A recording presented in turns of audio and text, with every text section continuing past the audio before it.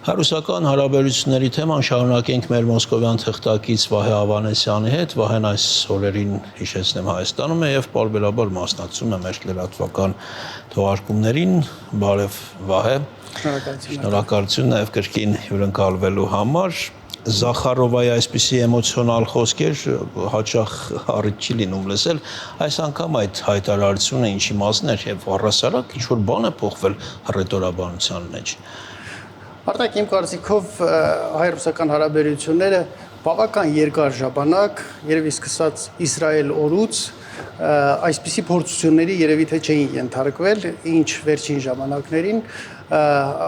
այդ փորձությունները Ռուսաստանում ընկալվում են որպես ժամանակավոր երևույթ, համոզված լինելով, որ Հայաստանը եւ Ռուսաստանը մնալու են բարեկամ երկրներ։ Գուցե սա փորձ էր հիշեցնելու, որ Ռուսաստանը այնուամենայնիվ թշնամաբար չի տրամադրված, չնայած կան որոշակի սանկցիաներ, սահմանափակումներ, թշնամաբար չի տրամադրված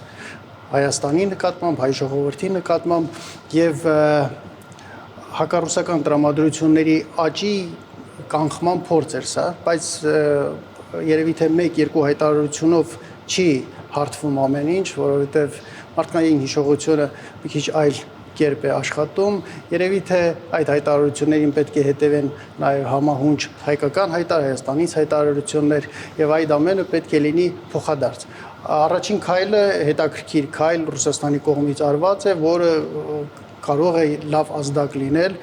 հարաբերությունների հարթեցման համար։ Երևի այս հարցը պետք է շոշափել երկու հարթություններում։ Մի հարթություն է իշխանություն, իշխանական շփումների հարթությունն է, մյուսը սովորական ազգերի ժողովուրդների մակարդակով։ Ես օրինակ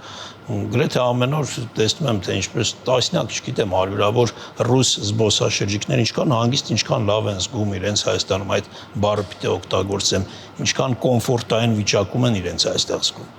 Ընդհանրապես հայ-ռուսական հարաբերությունները որոշակի պարադոքս են հիշեցնում, որովհետև կար ժամանակ, երբ որ միջպետական հարաբերությունները փայլուն էին մեր երկու երկրների միջև, բայց ժողովրդների միջև կարծես թե ջերմությունը չկար։ Կարող ենք հիշել սափրած գլուխների երևույթները եւ այլն, երբ տեղի են ունենում ազգամիջյան բախումներ, բայց մյուս կողմից, երբ միջպետական հարաբերությունները որոշակի ճգնաժամային երևույթի մեջ են, ժողովրդի մեջ հարաբերությունները փայլուն են, այսինքն այն մարդիկ, ովքեր մոտիկից տեսել, ճանաչել, զգացել են ինչ է հայը, ովքեր են հայը, ինչ տեսակ մարդիկ են հայերը, նրանք բացառապես այլ կերպ են վերաբերում մեր երկրին, ճանաչել են Հայաստանը, գիտեն ինչպիսին է Հայաստանը եւ ընդունում են այնպիսին, ինչպիսին կա, ոչ թե որպես քարոզչամիջոց, այլ իրական Հայաստան եւ ես համոզված եմ, որովհետեւ շփվում եմ բազմաթիվ ռուս մարդկանց հետ, տարբեր խավերի ներկայացուցիչների, ովքեր լինում են Հայաստանում, նրանք սիրահարվում են Հայաստան։ Իհարկե մեր մոտ էլ կան հյուրասիրության ինդուստրիայի որոշակի բացթողումներ, որոնք թողնում են բացասական հետևանքներ, բայց ամեն դեպքում մարդիկ կարողանում են անջատել, ինչպես ռուսներն են ասում,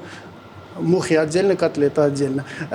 Ինչ վերաբերում է մեր միջպետական հարաբերությունները, ես համոզված եմ, որ հայ-ռուսական հարաբերությունները կունենան փայլուն շարունակություն, քանի որ Ռուսաստանը շատ բարձր է գնահատում Հայաստանի դերը հարավային Կովկասում եւ Ռուսաստանում լրիվ համակերպված են այն մտքի հետ, որ Հայաստանը կարող է ունենալ խորը ինտեգրացիա եվրոպական երկրների հետ, որը չի վնասի կարողանա շարունակել նաև իր դիվերսիֆիկացիայի ծրագրերը։ Ես կուզենայի նաև անդրադառնանք ռուս-ուկրաինական ճակատում տեղի ունեցողին, հատկապես որ հերթական ծանր գիշերն է անցել Մոսկվայում, մեր Մոսկվայում կան զոհեր եւ կողմերը կարծես արդեն չեն թաքցնում, որ հարվածում են ոչ միայն ենթակառուցվածքների, այլ նաև քաղաքացիական օբյեկտների եւ փաստ է նաև այդ վնասված կամ ավերված շենքերն են եւ մարդկային զոհերը։ Այո, այս գիշեր նույնպես մոտ 400 դրոն է ուղարկվել Մոսկվայի եւ մերձմոսկովյան քաղաքների ուղղությամբ, ցավոք սրտի կան բնակելի շենքեր վնասված, 3 հոգի Իստրայի մարզում զոհվել են, այդ առիթով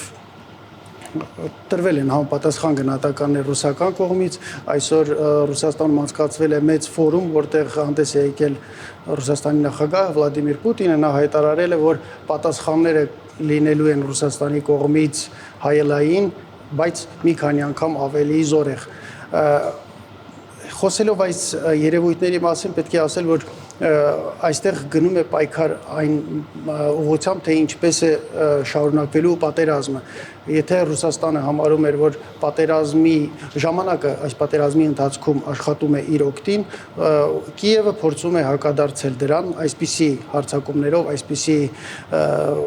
դրոնային պատերազմով, որպեսզի ժամանակը աշխատի ընդդեմ Ռուսաստանի։ Նրանք փորձում են ռուս ժողովրդի մեջ դժգոհություն արտնացնել եւ այդ վերադառնում այդ ֆորումին, որ այսօր անցկացվել է, Վլադիմիր Պուտինը երևի թե արդեն գիտակցում է, որ ժողովրդի մոտ կան խոճապային տրամադրություններ եւ նա այսօր հայտարարել է, որ այդ այսպես կոչված հատուկ ռազմական գործողության համար ռուս ժողովուրդը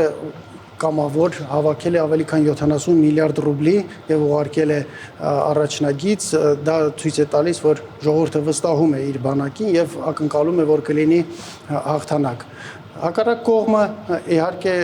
ամեն ինչ անում է, որպեսզի եվրոպացիները չհիասթափվեն այսքան երկար ձգվող պատերազմի, շարունակեն իրենց օգնությունը եւ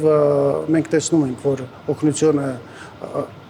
նույնքան մեծ ծավալների ֆինանսական օգնություն գալիս է Եվրոպայից, նաև Այսինքն դա է ուզում հարցնել, թե մի կողմից մեզ թվում է, թե հոգնել են, հյուծվել են կողմերը այս պատերազմից։ Ի վերջո 4 տարուց ավելի արդեն շարունակվում են, բայց մյուս կողմից տեսնում ենք, որ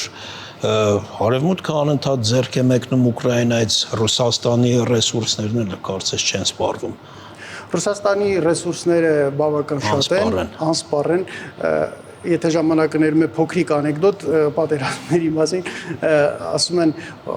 բոլոր թնդանոթները կրակել են, արդեն ստիպված կողմերը գնում են